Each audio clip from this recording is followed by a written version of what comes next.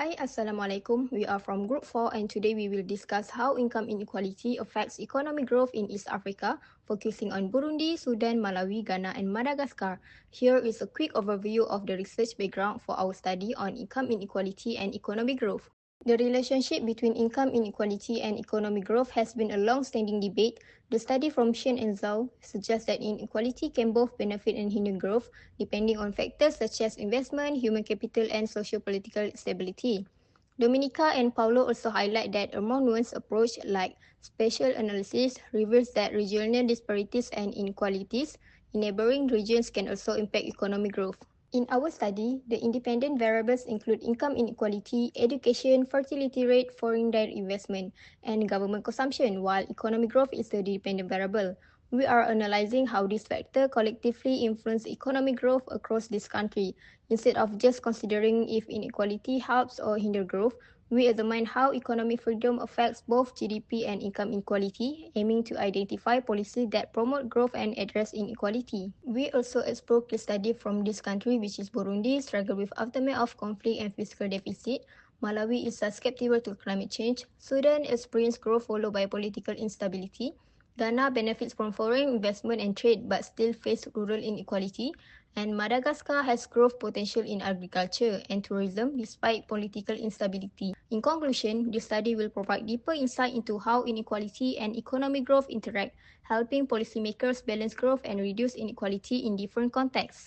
Today, I will briefly explain the key economic problems faced by 5 African countries based on expert study. First is Burundi struggle with political instability and civil conflicts which have disturbed agriculture, its main economic sector.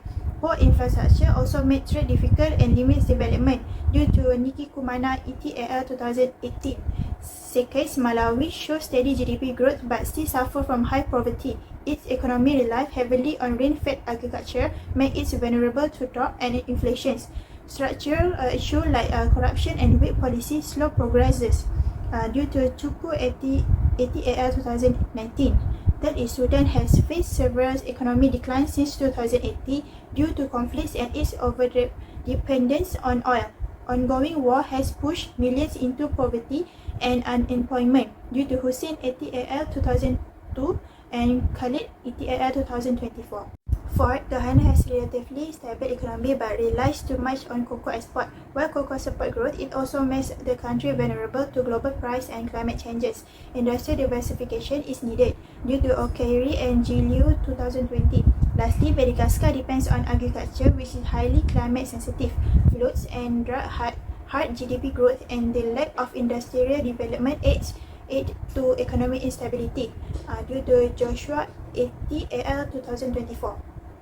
To summarize, while each country has its unique context, common problems include political instability, climate vulnerability, overdependence on agriculture or commodities, and underdeveloped infrastructure. Addressing these issues requires long-term structural reforms and smarter economic strategies.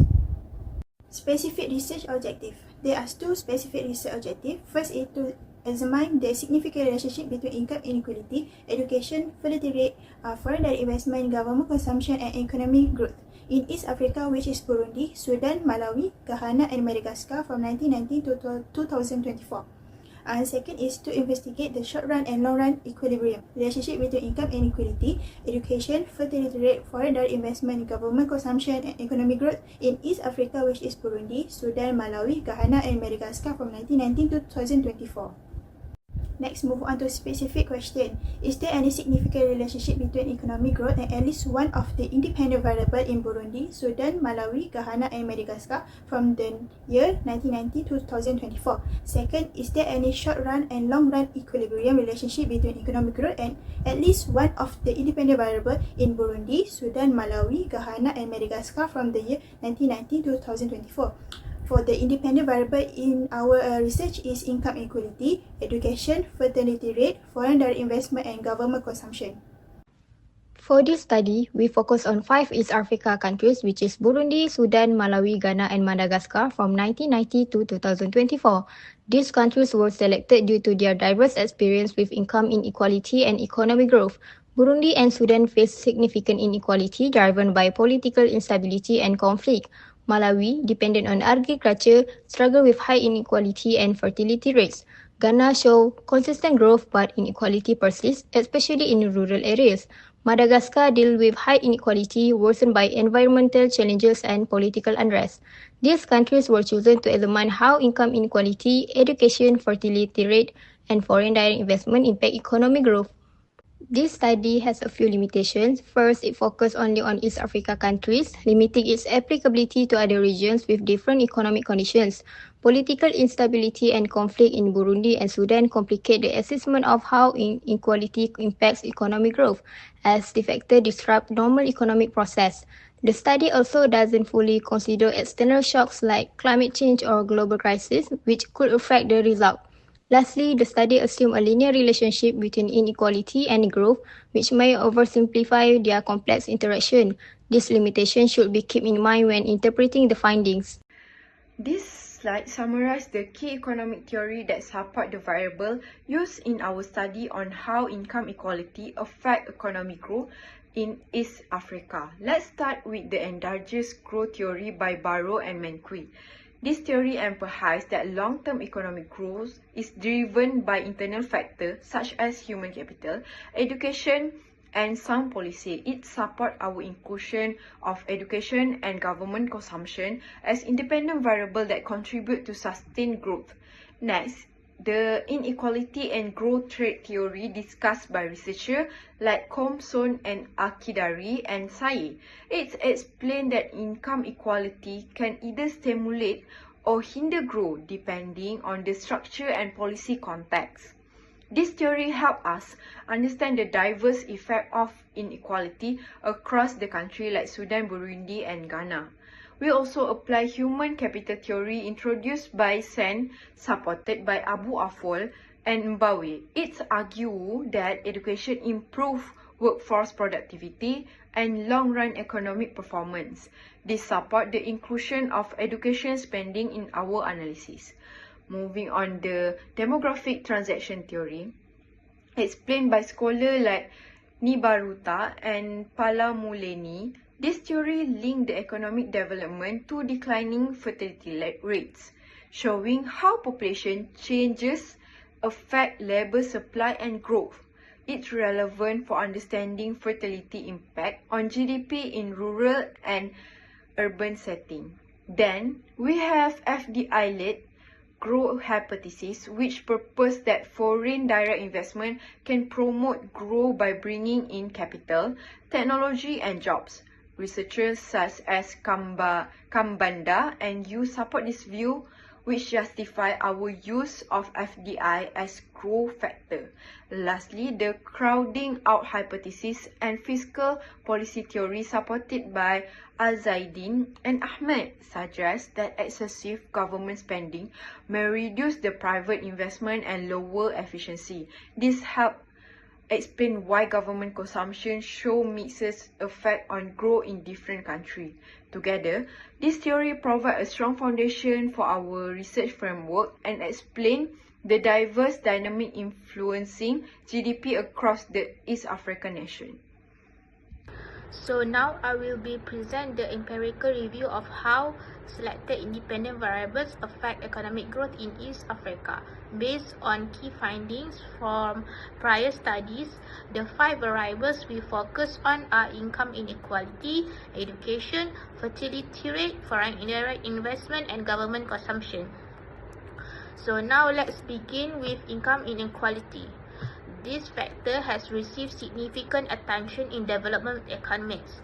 As shown in this table, the majority of studies such as Compson 2020 and Hordova 2023 find that higher income inequality negatively affects GDP growth in the long run.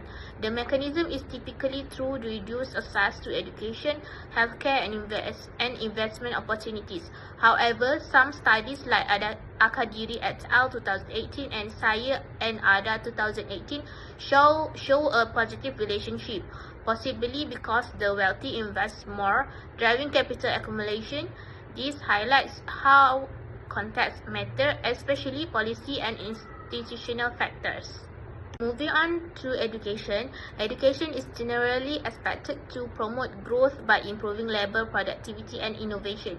In our review, studies from Burundi, Malawi, and Ghana present mixed evidence. For example, Nimbakaritse et al. 2025 found a positive long-run relationship between education spending and GDP growth in Burundi. However, Mbewe 2023 in Malawi and Mohammed and Ibrahim 2022 in Ghana found negative or insignificant effects, often due to low quality and poor alignment with labor market needs. So, the key takeaway is that education alone is not enough. It must be relevant, high quality, and accessible. Fertility rate has both demographic and economic implications. In general, high fertility strains public services and reduces per capita income. Studies like Agbaglu et al. 2022 and Desi et al. 2019 show that high fertility negatively impacts short-term economic growth, especially by increasing dependency ratios and reducing investment in human capital. In contrast, Palamulani 2034 observed a long-term decline in fertility in Malawi due to policy interventions. This was linked with improved economic outcomes. In summary, managing fertility through family planning and education can support growth, especially in low-income settings. Now we look at foreign direct investment. FDI can bring in capital, technology, and jobs. Our review shows that most studies, including Kambanda et al. 2031 and Yahya et al. 2018, find a strong positive long-run relationship between FDI and GDP growth in countries like Burundi and Sudan. However, studies in Ghana by Evans et al. 2031 found that FDI negatively impacts growth when mismanaged or overly reliant on foreign firms. This suggests that countries must not only attract FDI, but also ensure domestic capacity to absorb it productively. Lastly, government consumption. This refers to public spending on goods and services. The effects are mixed. Some studies like Kiwindani 2023 for Malawi found a positive long-term impact, while others like Ozaidin and Apaidin 2023 in Burundi reported a negative impact due to inefficiency and crowding out private investment. It depends largely on how the money is spent. Investments in infrastructure, education, or health tend to be more growth-friendly than general subsidized or admin costs. To summarize, income inequality generally hurts growth over time. Education has mixed effects depending on quality and system alignment. High fertility slows growth, especially short-term. FDI is mostly beneficial in the long run. And lastly, government consumption has conditional effects depending on efficiency. This empirical evidence help us understand which policy areas can be strengthened to support inclusive and sustained economic growth in East Africa. In this section, I will present a theoretical framework that underpins this study. Our focus is on identifying the microeconomics and social determinants that influence economic growth, specifically measured by GDP growth. The theoretical framework comprises 5 independent variables, which are foreign direct investment, fertility rate, income inequality, education, and government consumption. These variables are selected based on a strong foundation in empirical literature, and their relationship with GDP are modeled using a multiple linear regression approach.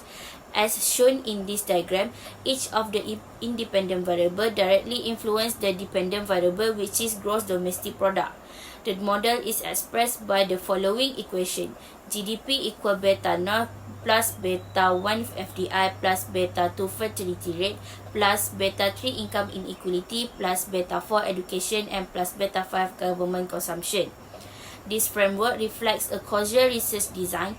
SDM is not just to explore correlation, but to test the direction and strength of this relationship over time across selected countries.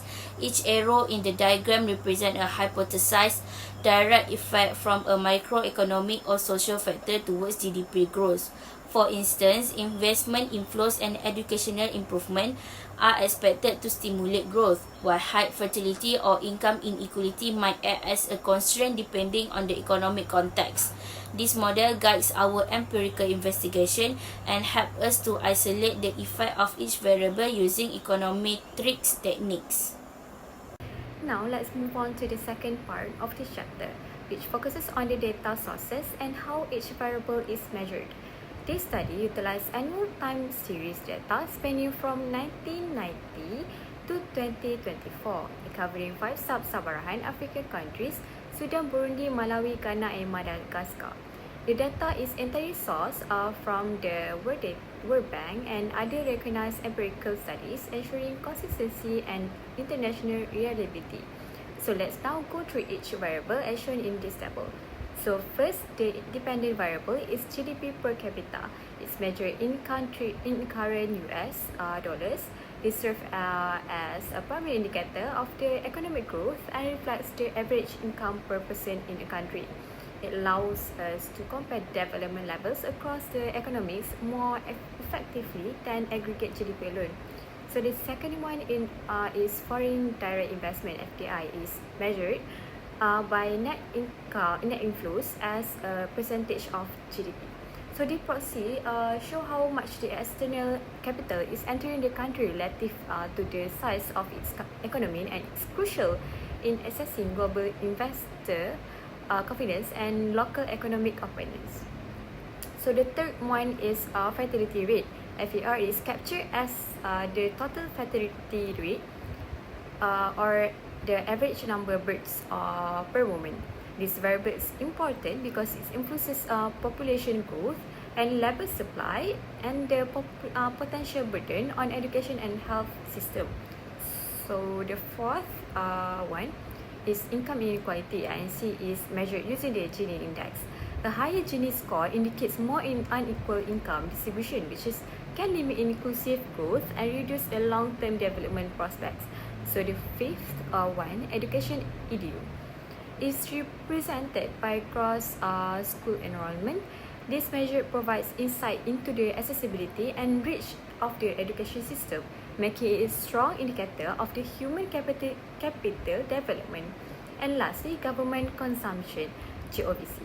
These are simply measured by general government consumption, which reflects total government expenditures on goods and services that consumed by the population.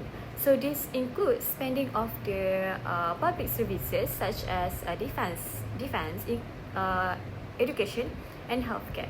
All these indicators are chosen not only for their empirical validity but also for their availability across the countries and years studied. So any inaccuracies in the time series data were addressed by harmonizing the time frame and ensure all the variables are comparable within the same observation window. These well-defined proxies allow us to build a solid, evidence-based regression model. They also help ensuring that our findings are statistical and valid, and also policy relevant. In conclusion, this study investigates how macroeconomics and social factors such as income inequality, education, fertility rate, foreign direct investment, and government consumption impact GDP growth in Burundi, Sudan, Malawi, Ghana, and Madagascar over the period from 1990 to 2024. So, grounded in established growth and inequality theories, the research applies a causal regression model using a World Bank data to explore both short and long-term effects. So the goal is to generate evidence-based insight that can guide inclusive and sustainable development policies in these countries. So that's all from us. Thank you.